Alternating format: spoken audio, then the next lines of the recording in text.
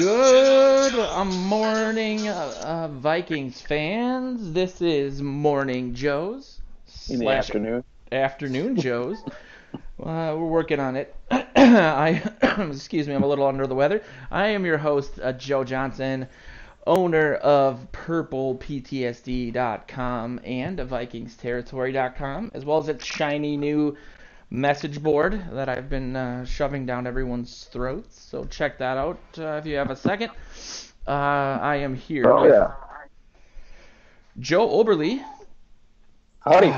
He's the editor of the aforementioned websites. I'm going to gloss over him because we Nice. have, per usual, we have a very special guest on today's show.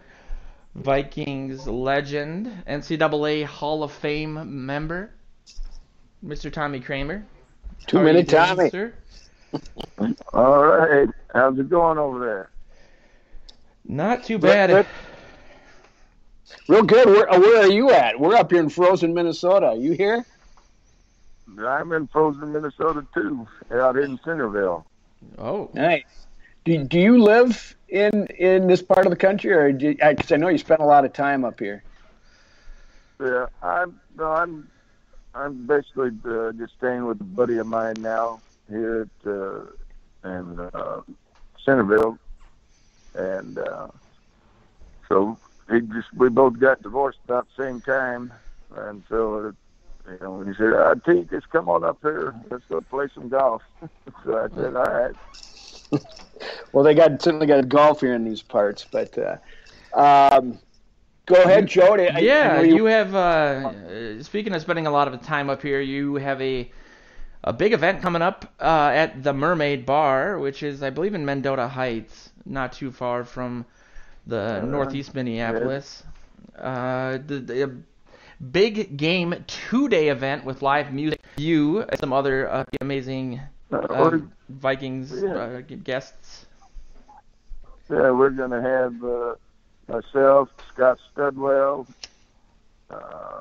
Keith Millard, Henry Thomas, and I think Carl Lee's going to be there, and Ricky Young. Wow! And it's going to be on the first and the 2nd of February. Right.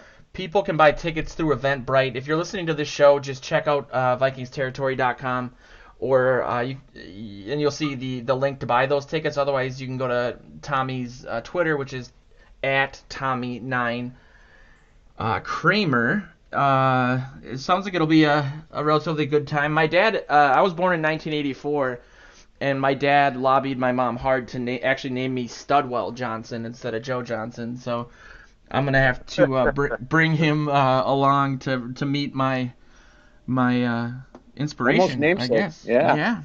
You shouldn't have let that out on the air. Well, yeah, that's instant.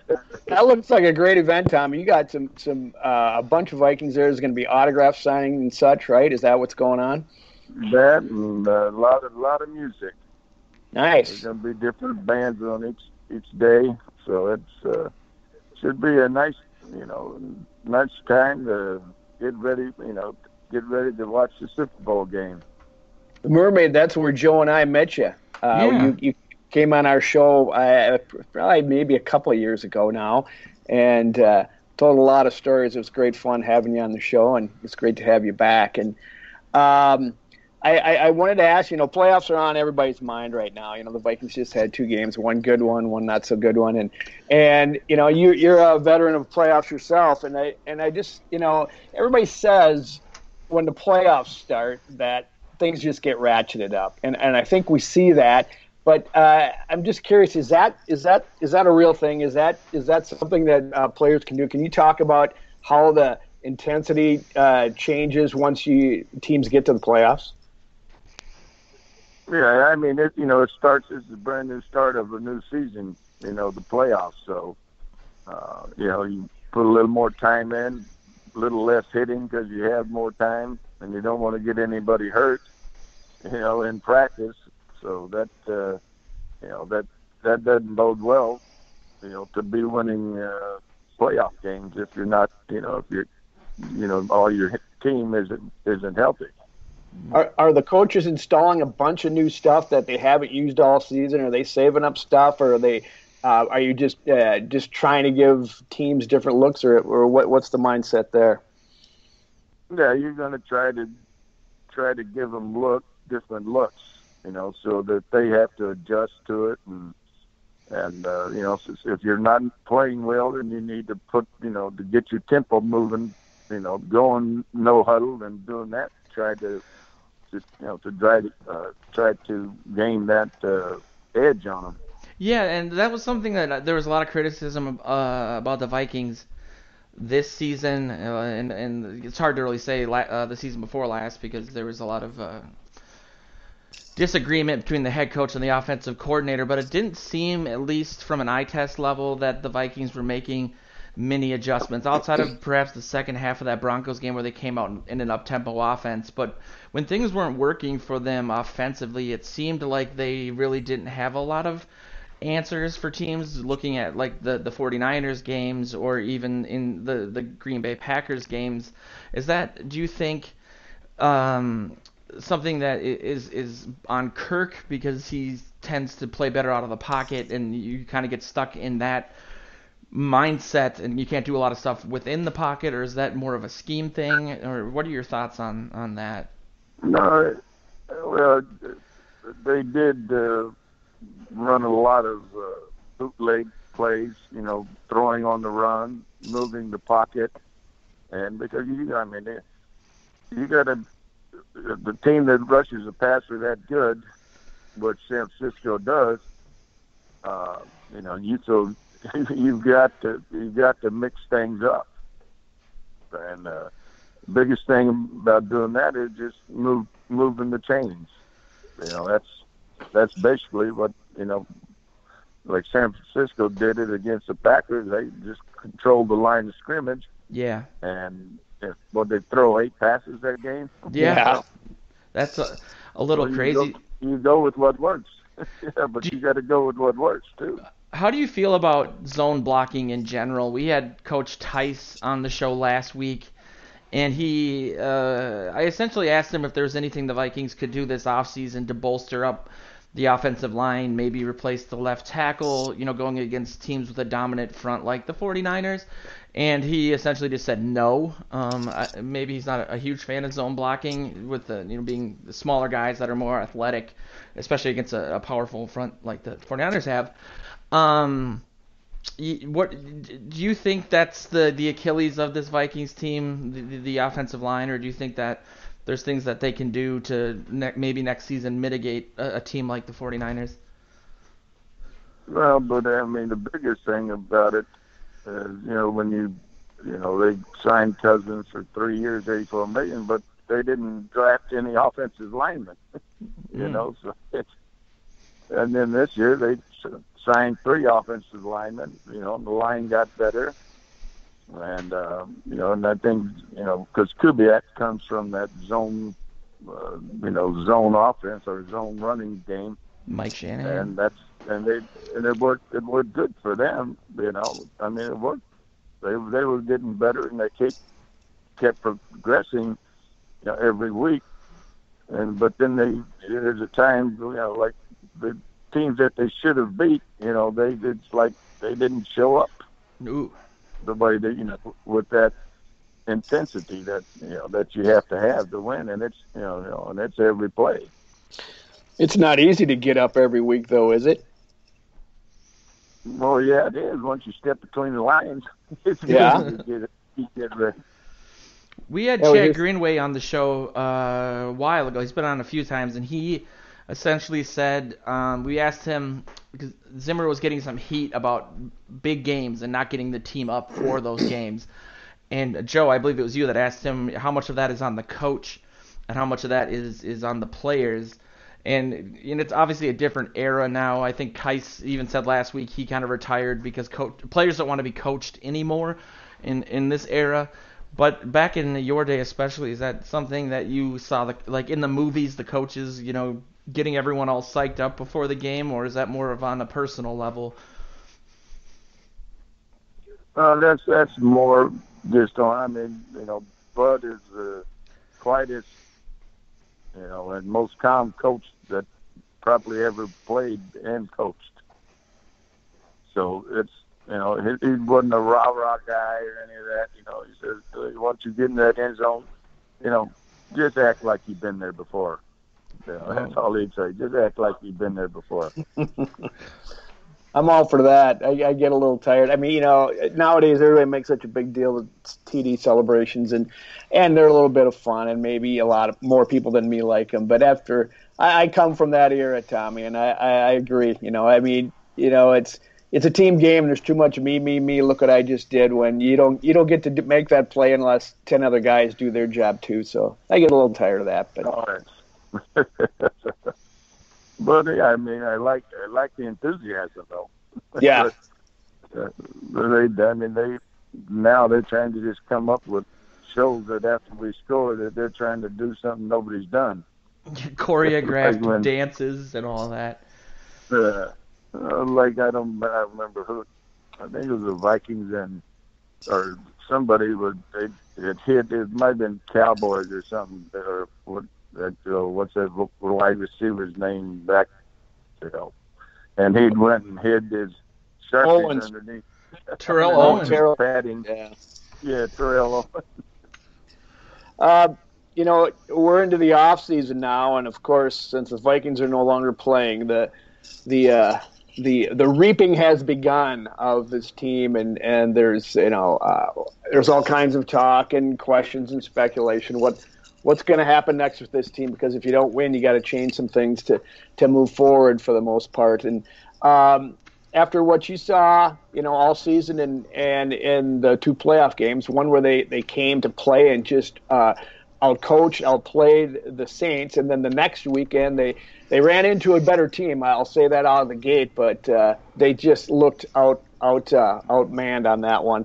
What do you think needs to be done with this team moving forward? What do they got to do? Because they're already going through coaching changes, and the personnel changes are going to be right behind. So what are your thoughts, Tommy?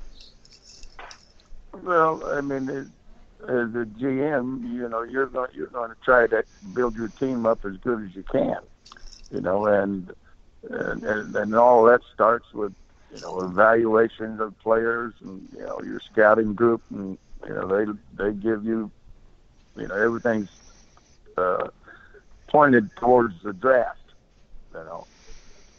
so and I tell you what, it wasn't a blowout by any means at 27-10, so it just I don't know if it's just better execution or change the pace of the game, so they can't just sit there and target it on you the whole time. I wrote a lot of articles this season about Cousins, and I was a big proponent of bringing him in after the NFC Championship game. If anyone wasn't aware, I think 99% of my articles were about Cousins and how people were relating to his play.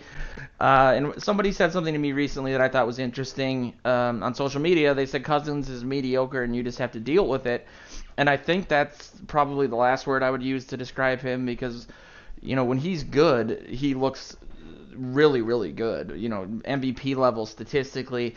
And then you have games like the Packers games or what have you, where it's things just aren't working from the jump and it looks disconnected. He's throwing balls into the feet of his receivers or tight ends and so on and so forth. What is your take as a legendary quarterback? You and I and Joe discussed Teddy Bridgewater last time you were on the show, and you kind of broke down his throwing motion and some of the struggles he was having down the field with that.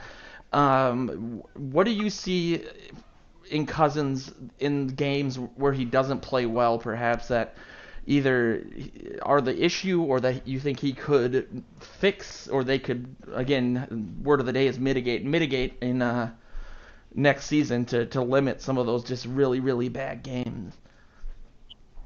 Yeah. This was the first year with these offensive linemen too, so it's a situation that the talent's there. It's got to say that I lost my train of thought. but he what Kirk I see in it is I think he has to have a clock in his head, and it can't be past 3 seconds because otherwise they're going to be on you right away. I wanted to go ahead. I always love to run that quick slant. Anytime I saw eight people in the box, I'm gonna audible out of that. Either I'm gonna go deep or hit the quick slants.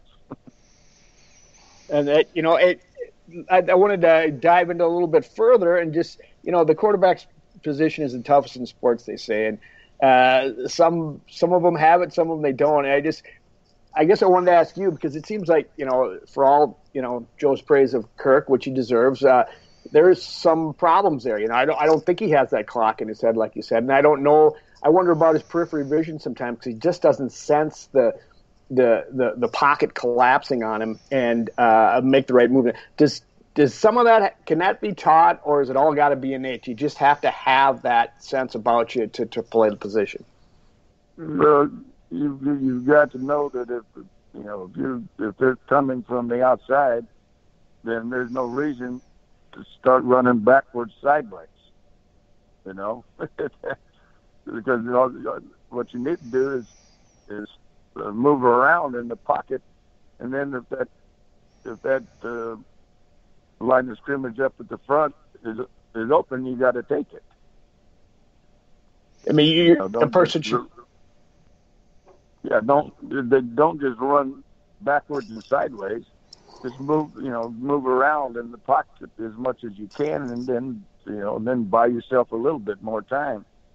But if they're going to keep coming to you from the outside, then there's no reason to try to get around the defensive lineman that your tackle is blocking. And that these guys are fast now compared to various years.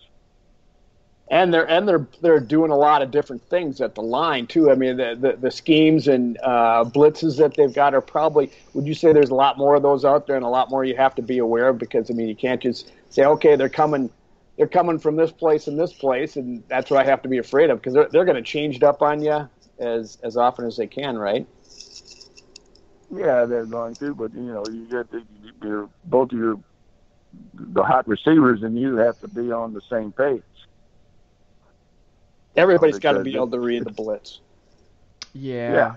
And so it's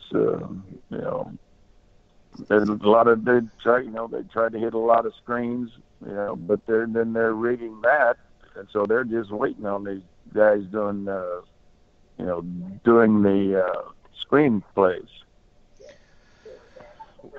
What are your thoughts on? There's a lot of talk after the Packers game against the Niners that Aaron Rodgers is no longer the, super talented guy.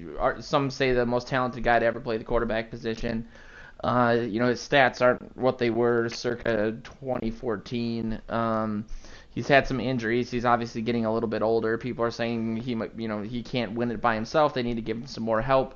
Do you see from the perspective of a guy who's played the position a precipitous drop in his abilities, or do you think that that's kind of a load of hogwash?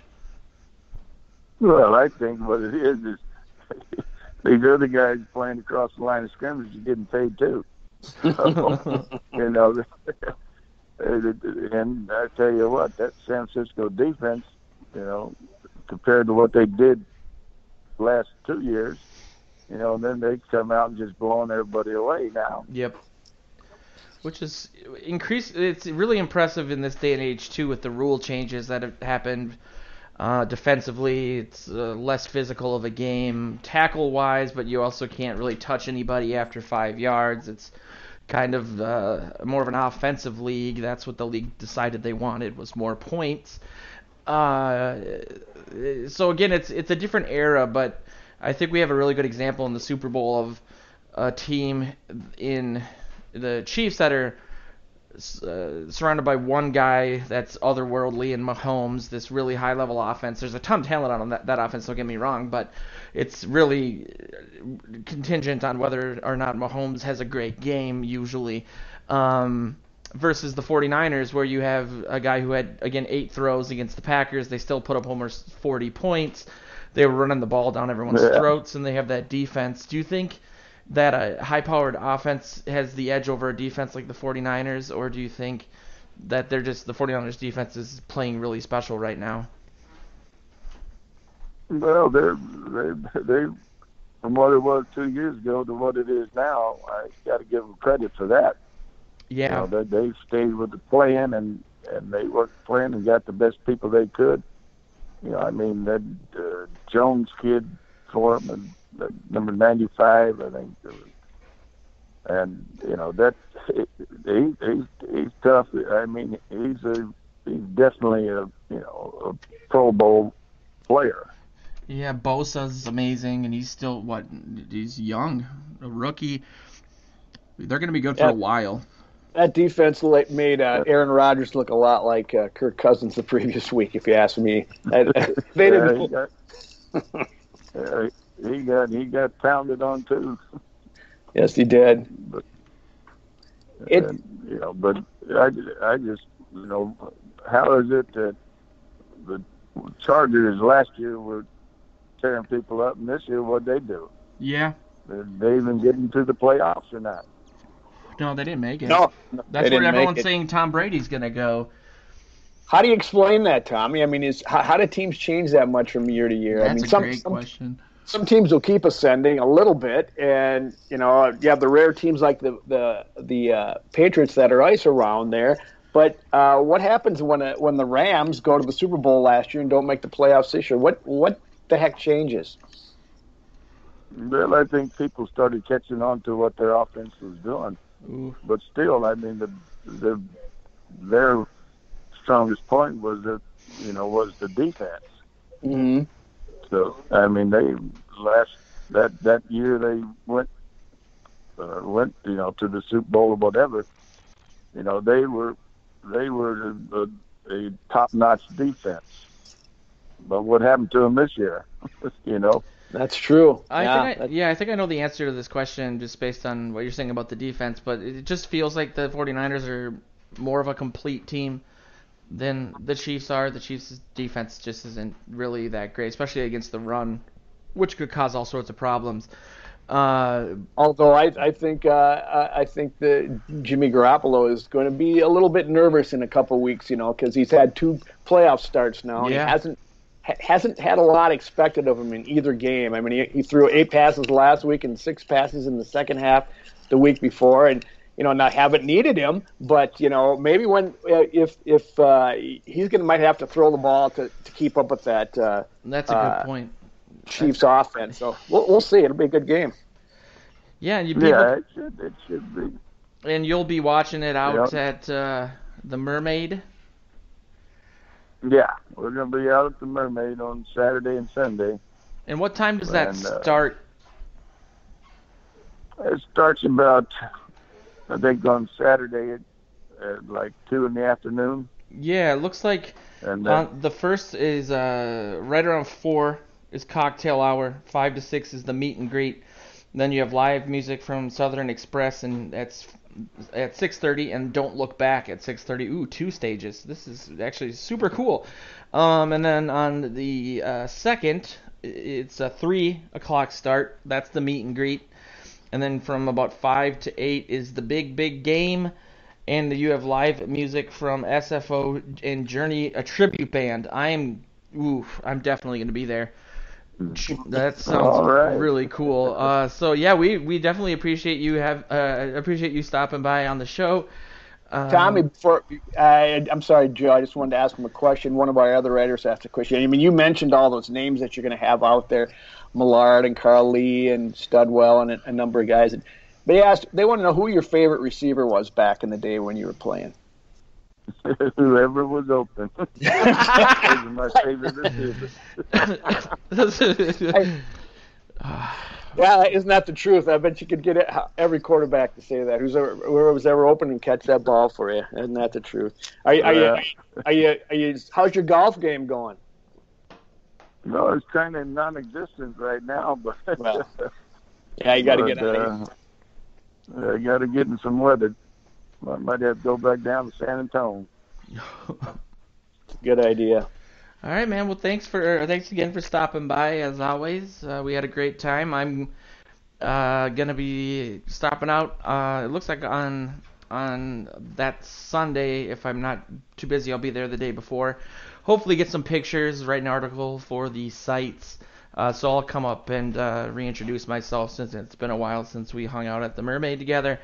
But again, I really appreciate it, and I really hope everyone listening subscribes to Tommy's Twitter at Tommy9 Kramer and stops out and buys tickets. You can find those on VikingsTerritory.com and PurplePTSD.com through Eventbrite. So thanks again for stopping by, man. It was great chatting with you. Sure appreciate it. All right, same here. Nice to hear you again. You too, Tommy. Take care. Okay, thanks a lot. Y'all have a good day. You too, man. Thanks. Okay, thank you. Bye-bye. What a great guy. Oh, I love having Tommy, 2-minute Tommy on there. He's a blast from the past, and I think he does spend a lot of time here. It sounds like he lives down in Texas too or something, but he's here quite a bit doing events and hanging with people and doing a lot of different things. So it's nice for him to come on the show and chat with us again. Yeah, and I think if you Google Tommy Kramer and events, he has representation, and it shows where he does different events each month. I know he does a lot of autograph signings at different places, and you can actually find our first podcast interview back in the 3 Deep days. Wow, that takes me back. It's on his event page as his #1 podcast appearance, so that's kind of interesting. But yeah, he retweets a lot of our stuff. He's relatively active on social media, so it was cool hearing that. It sounds like he's relatively old school and pointing to the offensive line a lot. I'm hearing just more. The Star Tribune this week talked a lot about the line. I think that's kind of apropos, obviously, considering what happened with the Vikings, and I don't know. I feel like maybe I'm internalizing what Tice said a little bit from the show last week, but I'm a little disconcerted as to the state of the Vikings offensive line. But at the same time, watching the NFC Championship game, how did you feel? I mean, did you feel better about the Vikings after watching what happened with the Packers and thinking like, wow, they just went up against a team that's really hitting its stride at the right moment, getting guys back? I'm not comparing them to like the 2000 Ravens defense, which was just historically amazing, or the 85 Bears, but it feels like outside of that little mini comeback that the Packers had there for a few minutes, this defense is just playing on another level that maybe we shouldn't feel so bad about it. There is a little bit of that there. It makes you feel a little bit better about your team that that you've run into a buzzsaw, like you say, and that they ran into a better team. Maybe they are just hitting their stride right now. I'm just amazed in 2 weeks that Jimmy Garoppolo didn't even hardly have to. They said he wouldn't even need to ice his arm after either game, and I believe it. Because the defense was so dominant. And like I said, Rodgers looked like as confused and discombobulated and probably frustrated as Cousins was. Different situations, but they couldn't get anything going, down the field. And I really think that you can say there was a mini comeback, but I thought I certainly at what was it? Wasn't it 27-0 at halftime or something like that? It was. And then, the backers came out and scored, and then the Niners said, okay, we can do that too. And then it's like they just started coasting after that. There was playing prevent and what have you. But I really regret. So I was writing my What We Learned article during the game, and one of the points of it was talking about Rodgers and some of the stuff that's come out since. LaFleur came out, was it last night, said, Rodgers is still one of the most talented quarterbacks in the NFL. Rodgers, just a lot of articles, even from Green Bay media, saying, well, is this over? Will we ever see him in the Super Bowl again? Is what's going on with him? So on. It's a lot of similar kind of panic that we saw in Vikings media, after the 49ers game. And I took that out of the article because I thought maybe it was too much, and with that little mini comeback happening, and then I've seen all the articles since basically ripping on Rodgers, and I felt like, well, maybe I should have kept it in there. Maybe I'm hearing the little devil on my shoulder of comments from Packers fans and weird all caps emails that smell like cheese somehow. But I do feel like this was a much more complete Packers team than I think we've seen in a really long time. The defense, having a running back that actually people pick up on their fantasy league and start every week. They're not super deep at wide receiver, but they have supposedly one of the top 5 receivers in the entire NFL. I don't know. I thought the defense, their defense was hidden by the fact that by their record, because I think weren't they 27th in the league against the run, which is pretty bad. Yeah, and I think that was exposed clearly. I mean, my dad before the show wanted me to talk about. He's really big on the offensive line. Obviously, he loves offensive line play for whatever reason, and the something was in the paper. Exactly, and it was, would you rather have an elite offensive line or an elite running back? I think the answer there is pretty clear, and it's a little frustrating. Considering that seems to be the afterthought of this Vikings team, or the final piece they tried to put together in this championship roster when they're balancing 50 spinning plates. And it just seemed like maybe it was a little too late in that regard. Maybe what you have is a head coach that focuses laser focus on defense, and you've got a GM who likes shiny things, and a head coach who likes shiny things too. And he drafts offensive talent, which he has. I mean, Dalvin Cook, the 2 receivers, Thielen and Diggs, blah blah blah blah. So maybe, I'm not going to say that they ignored the offensive line, but they haven't made it a priority over the years. And if you they say defense wins championships, so if that's the case, you better have an offensive line to protect you, or else you're done. You're going to see what the Niners have done the past 2 games. What I get frustrated with a little bit, I'm not frustrated because I love to see the Vikings win games, but they're the 5th. I think they're the 5th most wins as a franchise all time. So they're always pretty good. They never get over the hump to be great, but they are rarely suck so bad that they get lower draft picks on a daily basis. But if you're going to suck for a decade, like maybe the Niners have, you can start drafting decent people once you get a good GM. Didn't they have the second pick last year? Yes, and that was based on injuries too. I mean, that's not a completely fair assessment, I guess. Where they're at. My theory, falls flat when you look at the Patriots, who have won it every other year for how many years, and they keep retooling and stocking draft picks and trading them and getting good people. So there's different ways to do it, but I think if you're bad for a while and if you have a good GM, you can retool very fast. And they did. They focused on a defensive line, and they've gotten. They went out and got a quarterback in free agency, and they kept picking up. I mean, Mostert was on 7 teams, I think. This is his 7th team. So, I mean, that you can't, anybody could have had him. So, I don't know. It's the Vikings have to they have to fix the offensive line. They have to, I agree with you. I'd rather have the elite offensive line because that would make both the quarterback and the running back very, very good. And there's, any consternation in regards to the scheme. The 49ers run a very similar offensive line scheme to the Vikings. They're both basically acolytes of Mike Shanahan, and Kyle Shanahan obviously is going to, look a lot like what his dad used to do. Kubiak was around Shanahan, the elder Shanahan.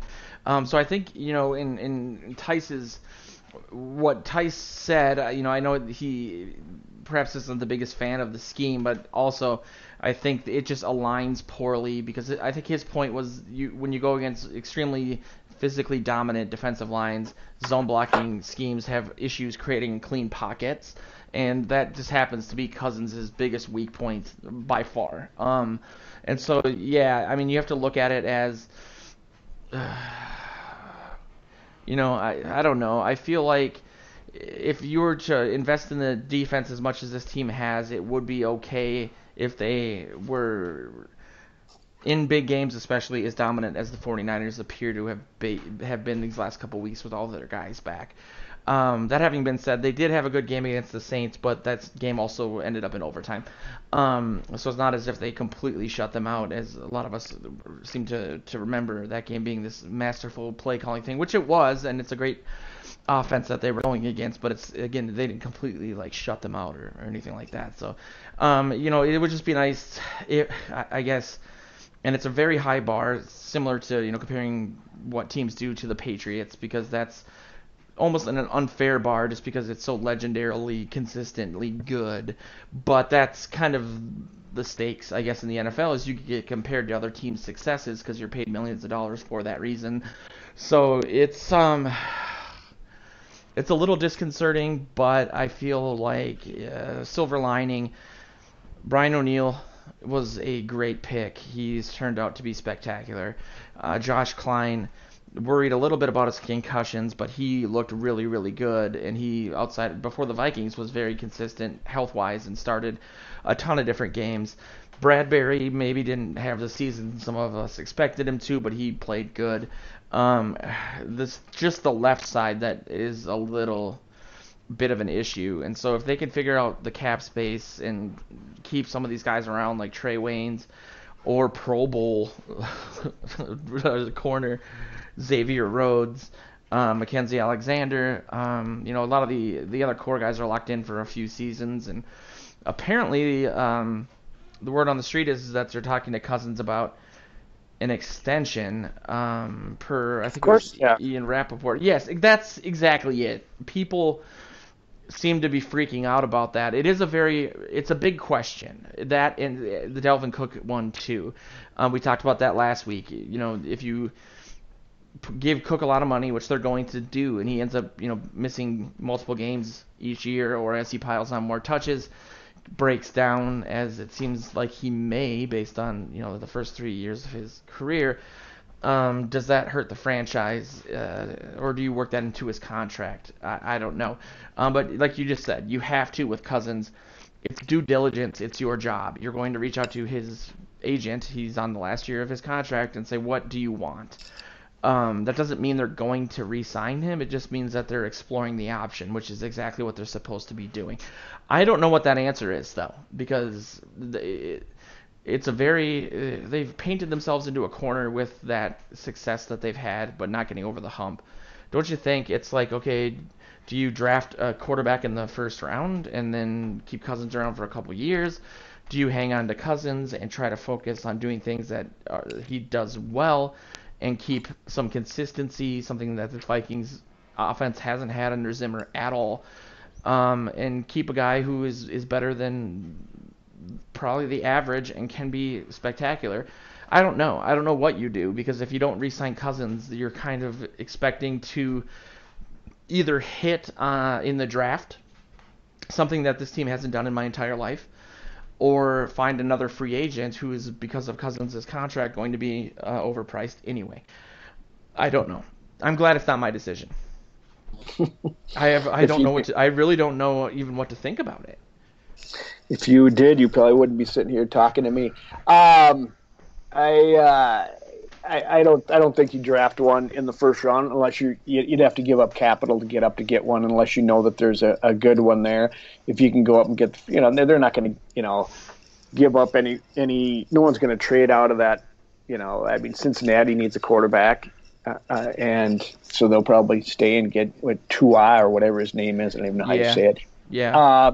So I would draft a left tackle in the first round, and I would draft a quarterback if there's somebody there decent by the third round. If not, then you can get someone to mess around with. You're going to sign Cousins for maybe a couple more years, and you have to just start, getting the quarterback of the future. You have to draft. You can even look in free agency. I'm over Sean Mannion, but even though I haven't even seen him play, but he does nothing for me. No, so he's like a younger Sean Hill to me. Yes, it's Cousins, get a decent backup in free agency, and then you have to start drafting. You have to keep drafting him because it's so key. But if you don't fix the offensive line, it's all for naught anyway, whether you sign Cousins or whether you re-sign Dalvin Cook or whatever, because you maybe reach this point of mediocrity, around 8, 9, 10 wins, and then go on the road for the playoffs, get beat, and we're right back here talking about it again because there's also talking about the defensive line. They need to retool some people there. So that's the first mock draft. Sean Borman, who's the managing editor of the Vikings territory, just wrote an article about a mock draft where it had the Vikings taking a defensive tackle, 3-tech, I assume, because that's what they need. They may have had it in a Sharif Floyd, but we all know what happened there. I feel like, let's see, it's people don't realize I don't remember why I brought this up in a recent article, but I was looking at the 2019 regular season offensive line rankings from PFF, and they were 15th or 16th or something like that overall. But it was bolstered by the run game. And they essentially said that the Vikings' pass rush blocking offensive line was 27th in the league. And that should scare people, considering those numbers may have been a lot worse had they not rolled Cousins out of the pocket so much to avoid that pressure. There would have been a lot of more, sacks or turnovers or pressures, especially. And so it's even some of the positives I just said about the right side of the line, especially running to the right. There was these huge holes at times during the season. The left side was not good at all, but that's what it is. But from just a pure pass blocking perspective, the line was bad. And it's just, again, too little too late. You feel like that wasn't really touched on a lot this season. A lot of people were just simply blaming Cousins, and I'm really trying not to turn this into a pro Cousins argument. But you mean Pro Bowl Cousins? Pro Bowl Cousins, but yeah, it's just I don't think a lot of people really realized how bad the line was because of Cousins getting out of the pocket. Speaking of the Pro Bowl, though, what a great thanks for teeing that up for me. Cousins replaced Rodgers in the Pro Bowl. I'm sure that'll piss a lot of people off. What's wrong with Rodgers? It said injury. Does his... Oh, no, I'll just leave it alone. Okay, whatever. Yeah. Injury to Rodgers. I think Xavier Rhodes was replacing Richard Sherman. Eric Kendricks got in, which was really cool. A lot of people were happy about that. It's funny. I was just on the Scoop, which I do every Wednesday, and we were making fun of the Pro Bowl and the futility of it and how people hate it. But at the same time, people say they hate it, but when a player they think deserves to be there doesn't make it, they get really upset about it, which is kind of an interesting dichotomy. The only thing that is of interest to me is the skills competition, which I'm glad they brought back in full force. And it looks like Cousins and Dalvin Cook are going to be participating in the skills challenge. So, maybe Dalvin's feeling better, or it's clearly non-contact, so his chest will be fine. But I'll watch it just to see Cousins, try to hit one of those moving targets or whatever they do. I'm thinking back to the Sega Genesis QB challenge days where you got to play all the different drills that they do. He'll be great. There's no pots collapsing on it. So, but if there's a crowd behind him, what if he just panics? I know for all the talk about the offensive line, with all due respect, Joe, I mean, you fix the offensive line. I still don't believe deep down in my heart that Cousins is going to do everything we need to get to the promised land. I mean, he might get us close. But Yeah. he's still got some deficiencies, and sometimes there's ghosts in his head, and if you don't sense pressure, sometimes you feel like it's there when it's not, and you do things. I don't know. I mean, I still go back to that pass at the end of the near the end of the first Packers game this year, and it still sticks in me like, what in God's name was that? But No, um, so it's definitely a very strange duality, to see a mhm. guy have games or stretches of games where I keep, going back to that Ian Rappaport tweet. It was, 5, 6 games after the Bears debacle, and his numbers were identical, eerily similar to Mahomes' 2018 numbers. And then all of a sudden, you can just tell early in in the bad games, that this is going to be a bad game. It's not just pressure. He's not just getting sacked 10 times. There's good quarterbacks who get sacked that much and don't look that disjointed. And so I Right. think you're right, and I think that the team can do things to again mitigate it and get it as far as they can go. The only problem really again is what other option do they have, I guess. And so I do get frustrated, I guess, when you see those good games and then you see some of the, from a scheme perspective, or like we asked Tommy, the lack of change, even doing an up-tempo offense. We only saw that once this season, and it worked. The team seemingly not just leaning more and more into these things that aren't working in games where things are going bad, as opposed to switching it up a little bit, or like they did in the 49ers game, having Chris Collinsworth in the third quarter saying, "Why don't they try a bootleg? Those work during the season." It's like, yeah. It's just welcome to being a Vikings fan. I did see a stat someone tweeted out the other day that said there's only 2 teams since 1990 that haven't made it to the Super Bowl, and it's the Vikings and the Lions. And then somebody said, well, the Lions have never made it. So, the Vikings. There's a lot of talk of the Chiefs. Haven't been to the Super Bowl in 50 years. Yeah. Um, all the teams I'm mentioning were NFC teams, I should say, not Yeah, the there's entire other league. teams that have. There's like 4 teams that haven't been to a Super Bowl, or that haven't. I can't remember. There's the Jaguars. Well, they've been to a Super Bowl, I believe, but they haven't won it. That's I a don't know. Who and cares? that's the difference there is, like you said, the Vikings are always good. They're a top 5 team in their entire existence in terms of win Winning loss. percentage. Yeah, Yeah.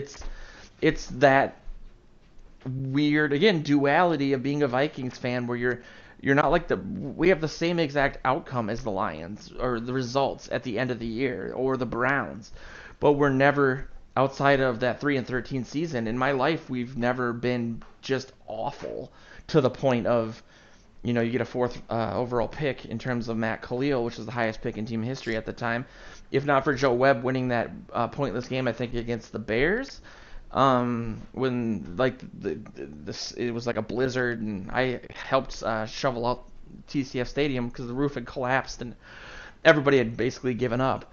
The Vikings could have ended up maybe with Andrew Luck or RG3, and maybe things could have been different for RG3 if his knee didn't explode and he didn't play on it. But point Nobody being, sells more hope than this area, as far as exactly, that's exactly it. They get your hopes up over and over again. I said this after the Eagles game.